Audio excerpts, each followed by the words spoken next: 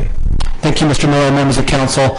Yeah, the next few minutes I'm just going to talk about some projects and programs that may not be that well known. I think most people know what we do on a daily basis, but I'll touch on some items that you might not be aware of.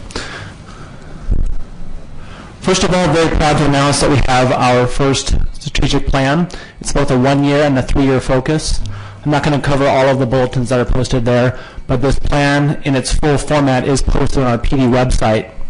What you'll see over the next couple of slides on the areas that we are working on, they are all in line with our current strategic plan.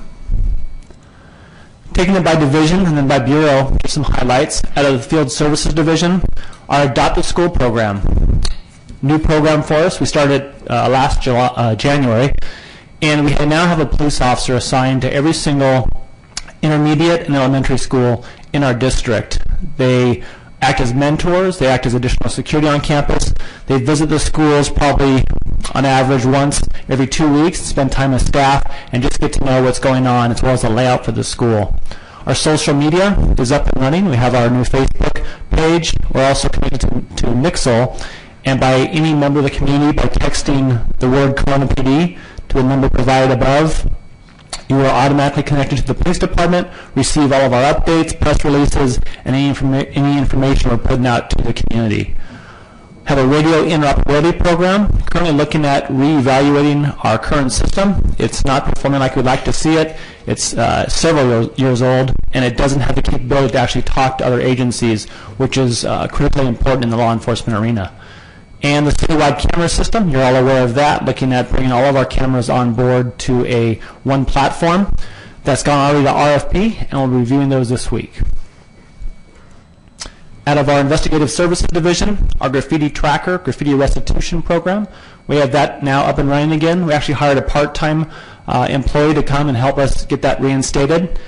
That person over the last 12 to 18 months has put over 14,000 entries into the system, which has resulted in 11 arrests just from the graffiti program and over $13,000 in fines being pulled back.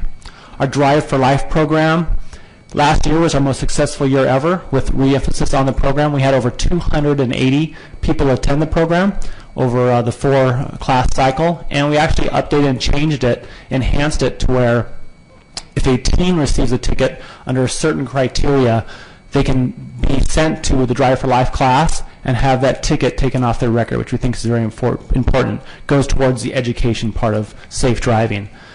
Project Kids, we had our grand opening last September. Project Kids is a very special program. It's an off-site facility where when we have children that are victims, they can go to a family environment, family-safe environment, away from the sterile police department, and detectives and the case agents can handle the investigation off-site for the kids. It's easier for the children. Last in our investigative services, our countywide protocol combating kids with guns. This is a protocol that we signed earlier this year, the police department, along with the sheriff's department, the district attorney, and the school district, and it helps us all work towards keeping our schools safe, aligning our cases when we do file them, and educational aspects that we've been doing along with the district teaching classes.